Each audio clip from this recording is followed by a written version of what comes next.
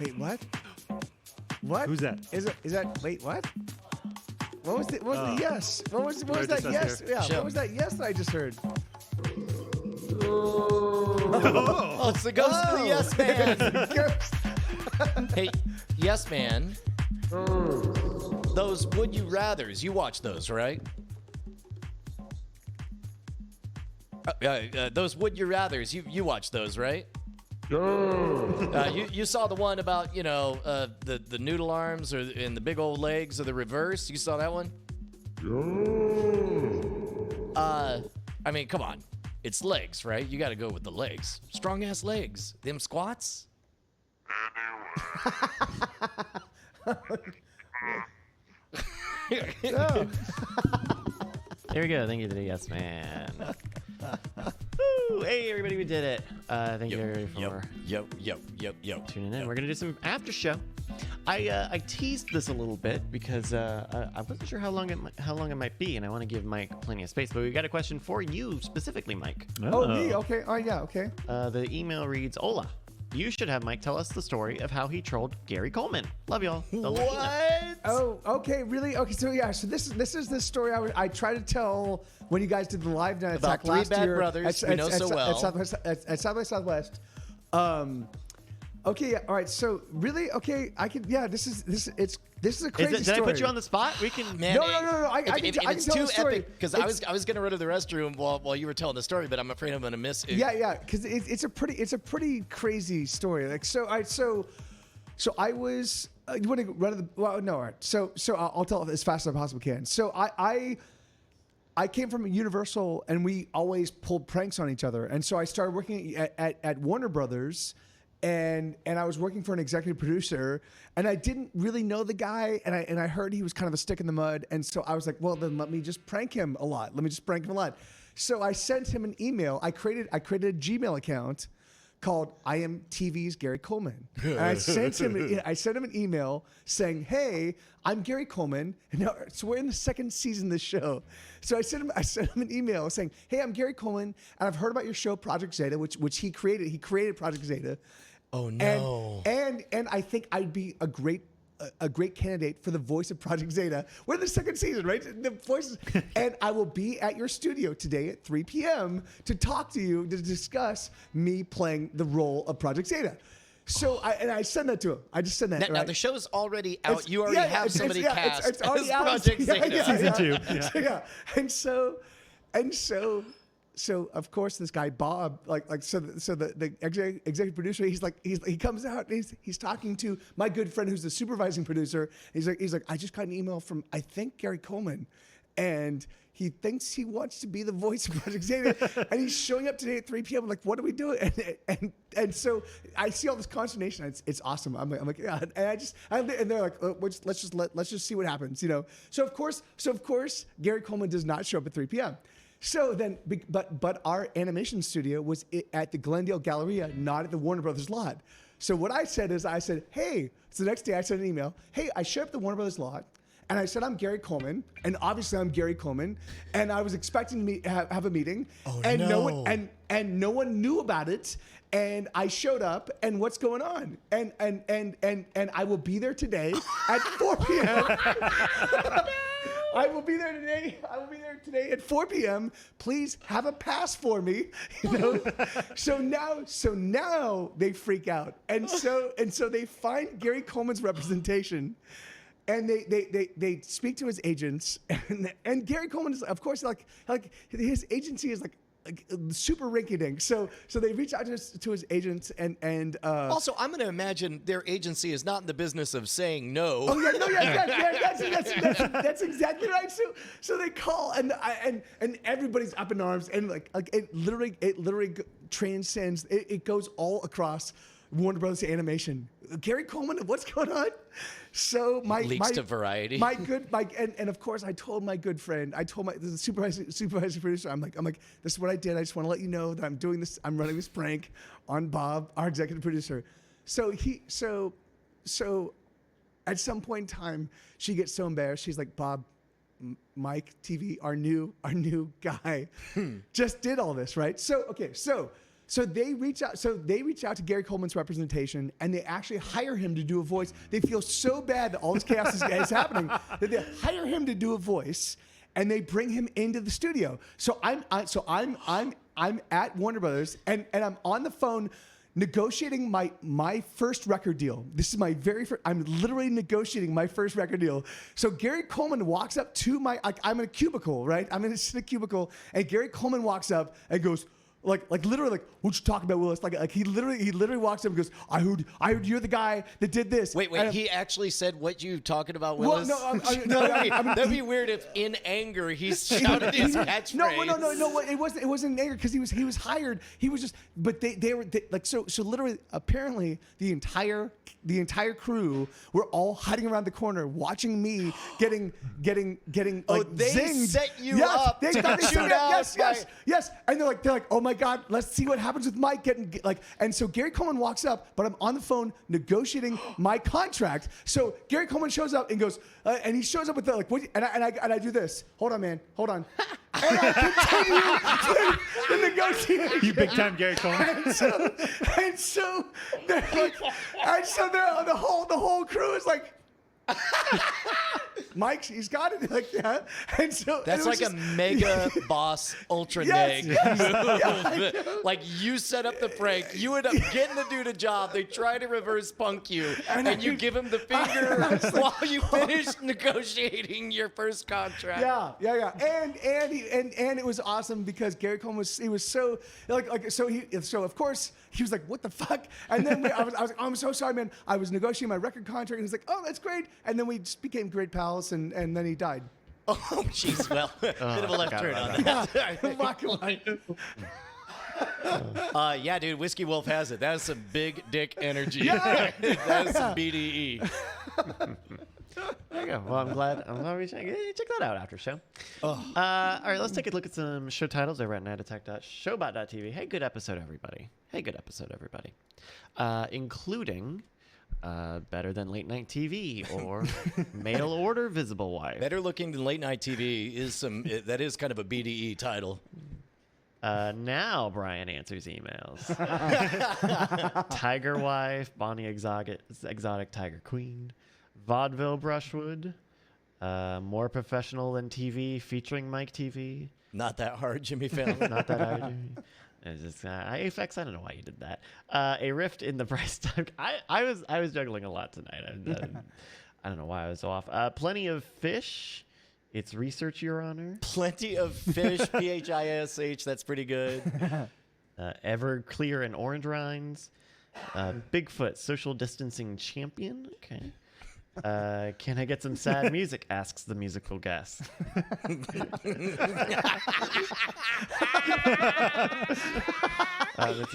need a little time to get back to the rhyme, to get back to living with my father, jerking off, and also doing a stage show. Let's see. Please, no teeth. Please, no teeth. Oy. Bonnie prefers Dentist King. All right. They eat expired meat.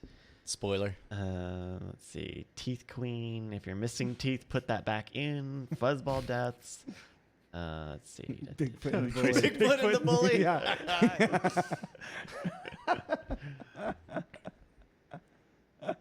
Ping Pong Fever, Catch It. Doesn't Bigfoot and the Bully sound like a 1970s show? Like, doesn't that sound like a movie or show? Well, let me tell you a little story about Bigfoot and the Bully. Hot Wings and COVID Fingers. Noted celebophile, Bonnie Brushwood. Those nut hurling squirrels. Mike TV always has a fucking dagger. Not Gams.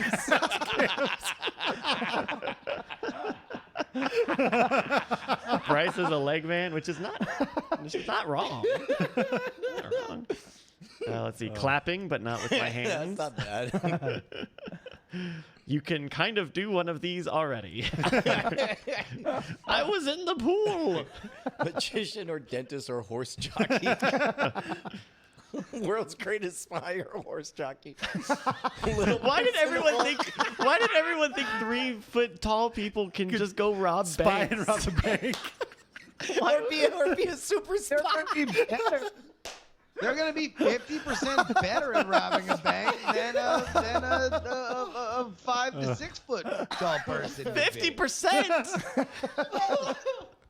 I don't know that math works out. Come King. on, no, you get on your hands and knees as a 3 foot tall person, and now you're barely there. You can fit yourself under a rug. They'd be like, "Is there a breeze?" No. You know you're still on the visible spectrum, right? You know that you can still be perceived. Well, Still have mass. You know, you throw a little hair from Joanne's fabric on you. Next thing you know, they think you're a pet. You're adorable. They're taking pictures of you and making an Instagram account. Ugh. Let's see. It's gonna look so big in those hands. Yeah, somebody pointed out that was a joke that was in one of the Deadpool movies, I guess. Yeah. Why wouldn't you just run away? Spoiler: Trey Warren is perfect. That is a spoiler. He nailed it. Catch that shade this weekend fun. There will always be gaps. That's how it's done. Milk leg. Milk equals cum. Let's go to the top here and see what the top votes are. What are you guys feeling? Better looking than late night TV is all right. Can I get some sad music? Will be cut off, unfortunately. But we could just have it be, can I get some sad music? Yeah, Or that's not exactly the most engaging comedy podcast title. says you. What's a little bit lower in that top third? Nah. What was the top one? Yeah, I like It's Not That Hard, Jimmy Fallon, just because it conveys the same sentiment of we're like, fuck you, Dad, but also, I don't know. Do you have a take, Justin? Better looking than late night TV is fine. Okay. We got 2 here. I feel like both of those are 6 of one, half dozen of another. Wait, hold on. Wait, which one did you want, Brian? I think better looking than late night TV is fine. Okay. Then we'll do that. Thank you to Renagu and everyone who submits show titles using the Bang Us command in the chat room. I'm gonna write some emails. Hey, you guys want to give us a song and I'll run to the potty? All right. Sure, yeah. What do we want to do? Oh, let's do Let It Ride. This is the Trey Wonder original. Who's that? Super Trey Wonder. Oh. Super Trey. So original, I have to pull up my own lyrics.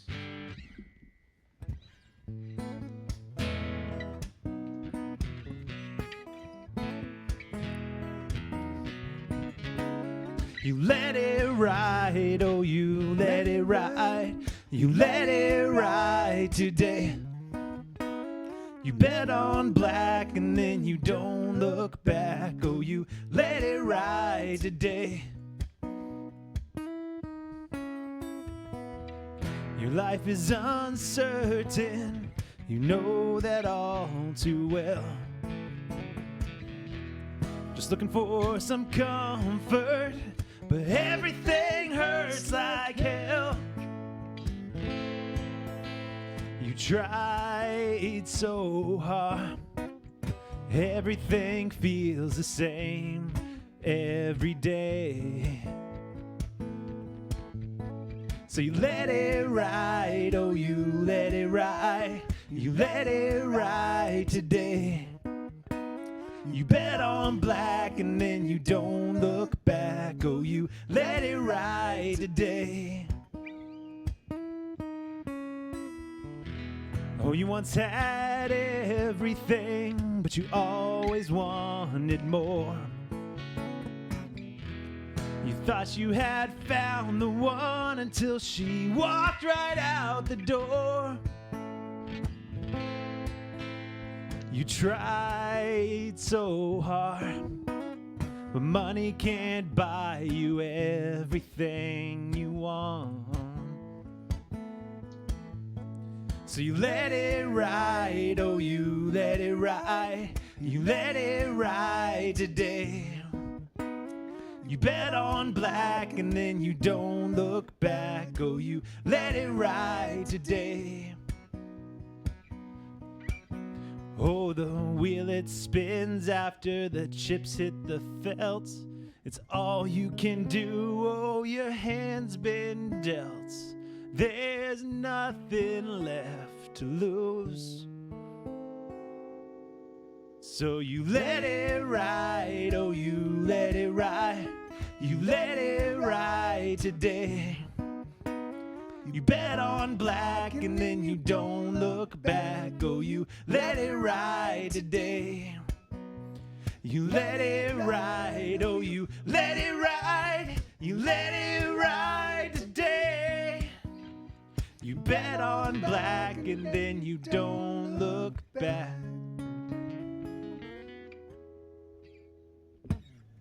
Hey, thank you, thank you. Hey. Very cool. Oh, thank you. Love that one. Oh, I've you're I've too heard kind. that. I feel like you guys have played that, or maybe I saw it on the stream. But that's such a great song. I love it. Oh, thank you so much.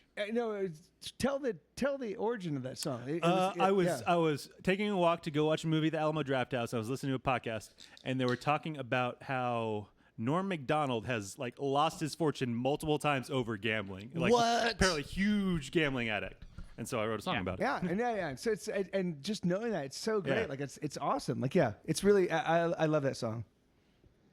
Man, that's crazy. Yeah, no. He oh God, I forget what the story was, but there was a point in which a bunch of sports were on strike, and he found out that his bookie was only dealing with like him and another professional athlete who had to be finding like whatever random fucking like racetrack action that was like happening, and that it was like him and some other athlete that was also betting at the time, but everybody else had dropped off because it's like, well, fuck it. If like, I think it was baseball during the summer. It was one of the baseball strike seasons.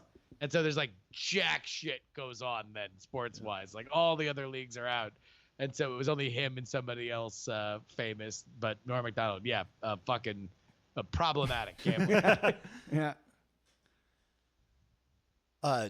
Did you watch all of his Norm Macdonald Has a Show? I did. Yeah. And I seem to remember you saying that it was kind of hot and cold as you were going through it. Were you left with a generally like worth binging? It really depends on what your feelings on Norm Macdonald are. If you are a fan of Norm Macdonald, it is unmissable because it is very unvarnished Norm Macdonald. You're going to get a sense of how weird it is to be in a room with Norm Macdonald, no matter what. Number two, he will just say things and push people into places that a lot of people won't. For whatever reason, like, he continues to just be this guy that is like revered by comedians, just tweets about golf most days. Doesn't have a gigantic career, but I bet you he could probably pack in, 3 nights at whatever comedy club of his choosing. But there he is interviewing David Letterman, asking him about fucking a bunch of random shit. I actually watched it, and I'm not a big Norm Macdonald fan, but I thought it was really fascinating. Like it's really interesting to see a guy kind of who never really achieved like high level stardom, but is still like known. Like he's definitely like, you're like, oh, that's Norm Macdonald, and people go, oh, that's Norm Macdonald, but And it's funny, and he's kind of angry, but it's just this awesome like complex perspective on like here's a guy that's been doing this for a long time, and here you go, like this is what he's doing now. Like anyway, I thought it was really a really fun look at kind of hey, it's what I can aspire to. It's what I can like. That's my brass ring. It's Norm Macdonald.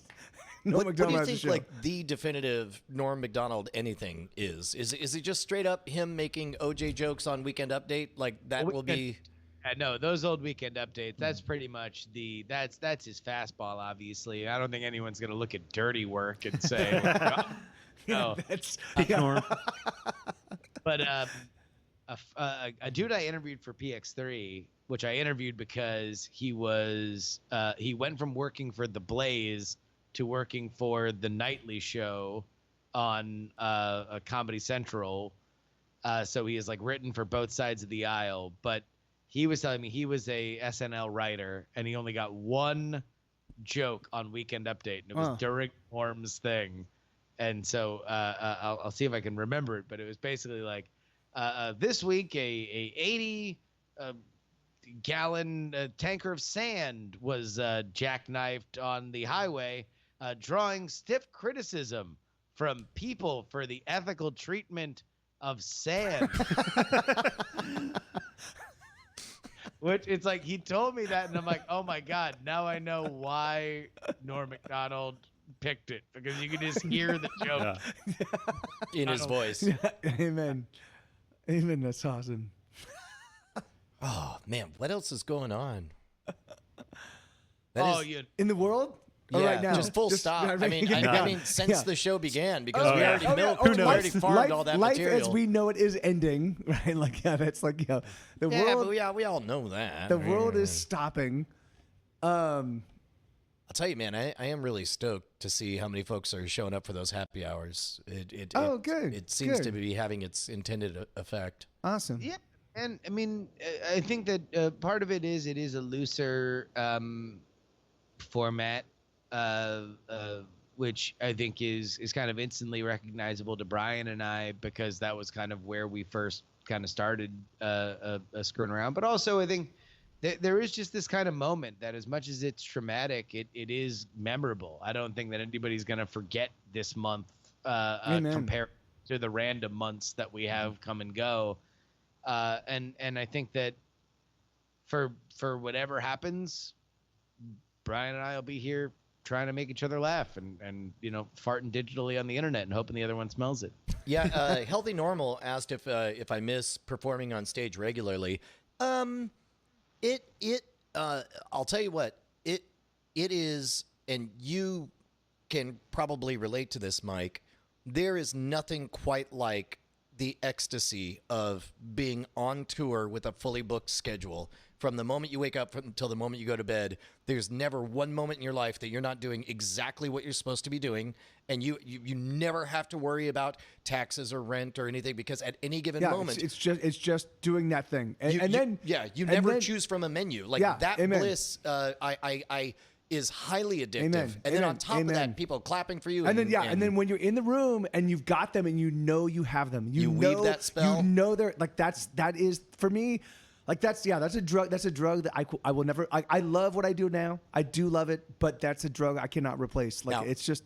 Having said all that, this month was the first month that I became very, very glad that I've been enjoying the methadone of being live on the internet. I mean, granted, I have not flown and kissed God recently. Amen. But I will. It's a good day to be in the methadone business. So I'm just sort of virtually being here. Amen. Amen. Yeah, and all good things have to end at some point in time, and I mean, not that I'm not going to tour and stuff, but it will never be. There was a point in time when like my star was shining really bright, and I would show up, and there'd be 100 people, or a couple hundred people, or a few hundred people, or 1,000 people, and it would be magic, and I was like, this is amazing. This is going to be my life. This is going to be like, and then it did become that, But that's okay. Like the fact that I got there, and the fact that I had that moments, and that was amazing, and the fact that I could take all those people and be like, "Hey, how you guys doing?" Show them, and they're like, "Yeah." Well, that was a magic. That was a amazing magic moment. You know? This is the other thing is and I think we're starting to see that from all of the late night shows that no longer are shooting before a live audience. It takes more effort. It takes more work to keep shit alive without that electricity, without that constant ebb and flow back and forth with the clapping and the laughing and whatnot. And it's harder.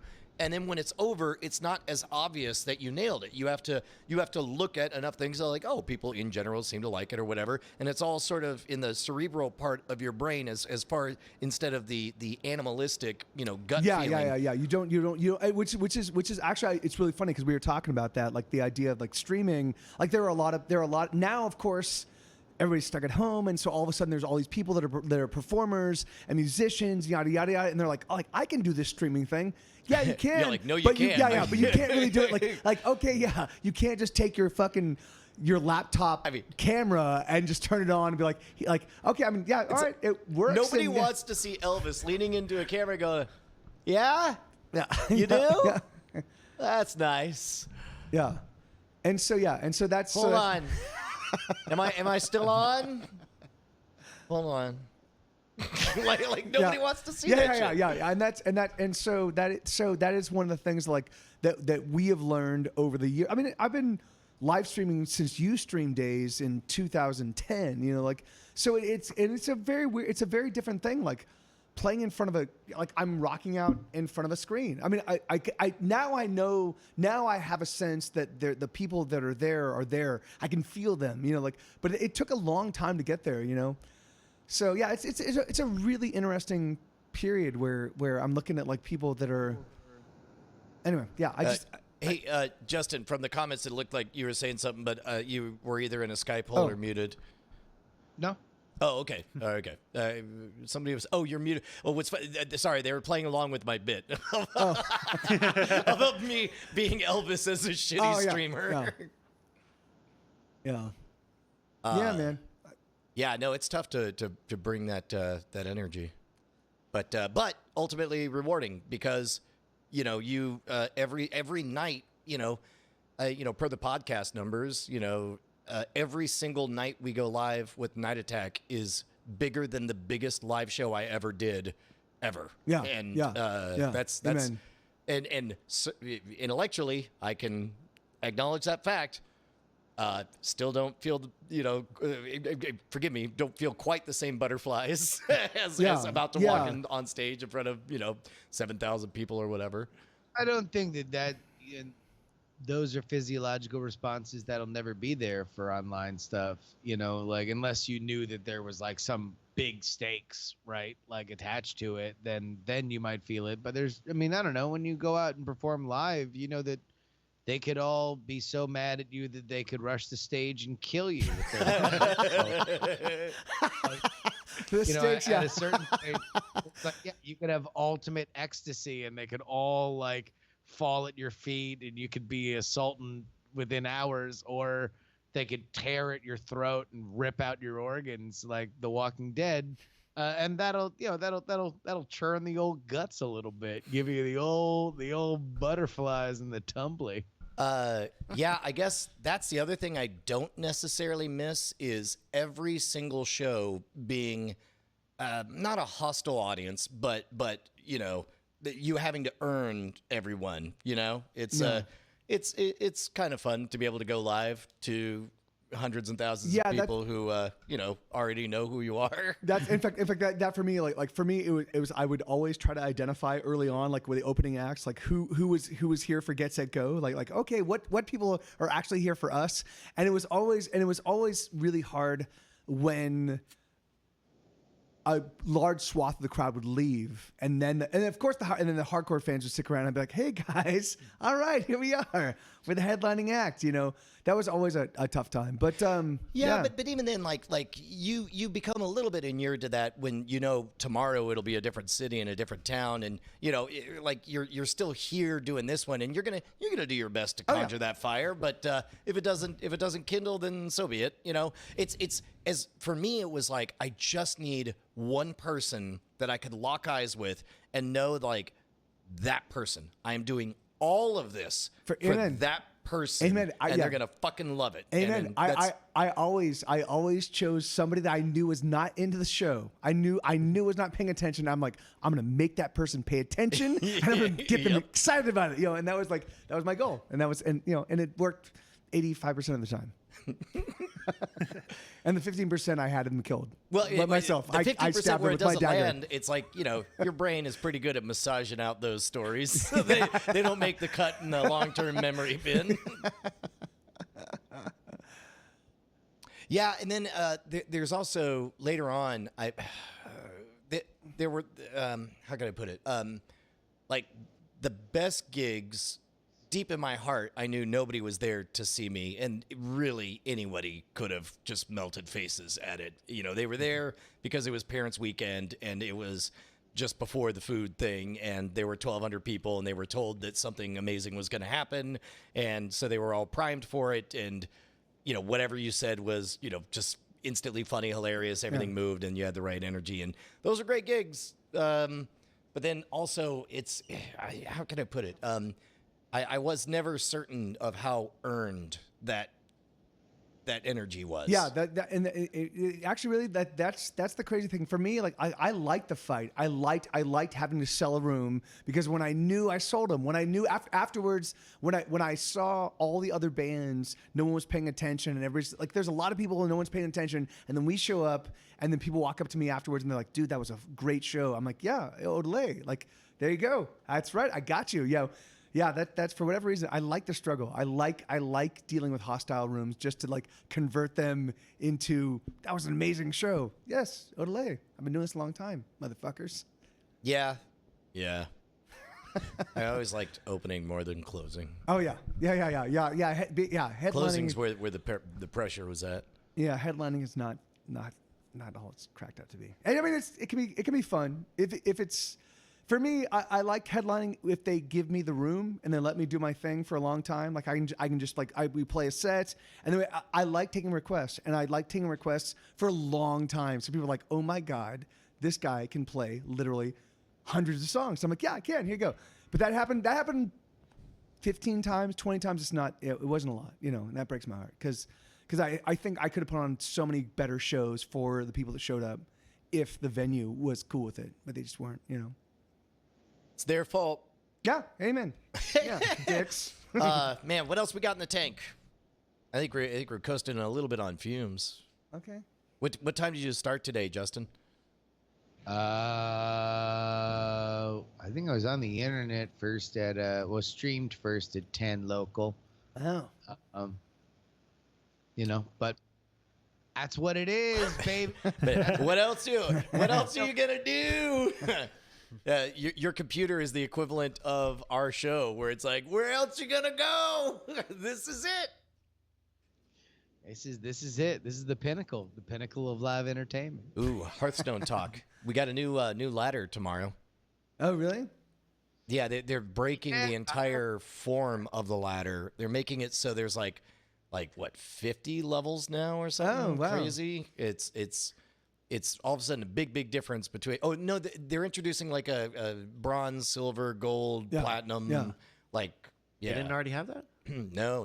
Everything was just all one ladder, but now it's like you could be rank 1 silver and then you move into the gold ladder. Huh. Yeah. 5 leagues, 10 levels within each league. Wow. So How many?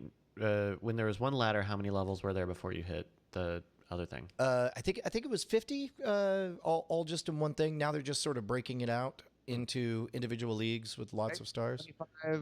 25 ranks. Oh, maybe. Ladder. Rewards as you progress. Started at 25. And then it goes up to 1. Oh no, I think 35 is where it actually began for like straight out of the box if you're a newborn babe, and then 25 was pretty much the lowest you could go if you actually ever got up to 25. I see 25 here because I don't see anything lower than the Angry Chicken level. Man, am I confused about that? I could have sworn You might go through the intro, but I always think you start at 25, or you used to. That like back in the Elden times, you used to always start at 25, no matter what. Oh, every single month. And they started putting in floors and stuff like that. And Okay, so, no, yeah, I was right. Whiskey Wolf is saying it does go all the way down to 50 now. Oh. OG started at 25. Okay. God, I'm glad I'm not crazy. Ranks Wow, 50 to 26 are exclusive to necessarily- new players. That's not necessarily a metric for whether you're crazy or not. Yeah. Glad I'm not crazy. All I'm doing is spending hundreds of dollars on fucking imaginary cards for a game where I played Hundreds of players dollars? I've never met. I can't own. Yeah. No, I spend maybe $150 a year. Oh, really? Because they usually have 2 expansions per year, and I usually spend like $60, $65. Do you when you buy the expansion? Do you get all the cards? No, but you get enough cards that you can, you have to do that. I actually hate. I derive no joy from the dragging cards and opening packs and all that. Yeah. But like I just get through. I don't even look at what it is. Yeah. And then You don't even check what? I mean, I look to notice if I see that legendary show up, and then I'm like, I bet that's a cool card, and then I keep on going because most people are reading up on what the cards are going to be before it even comes out, so they could be like first on the front lines to come up with decks. But I usually let them suss it out and then figure out sort of what the main, read up on what the main archetypes are, and then I, it's I'm that bull that walks down the hill and and fucks all of them. That's a reference to a joke from a Hell movie yeah. called Colors about That's gang a long warfare. Yeah, that's the whole joke. That's a good joke though. Justin, did you know this downhill bowl?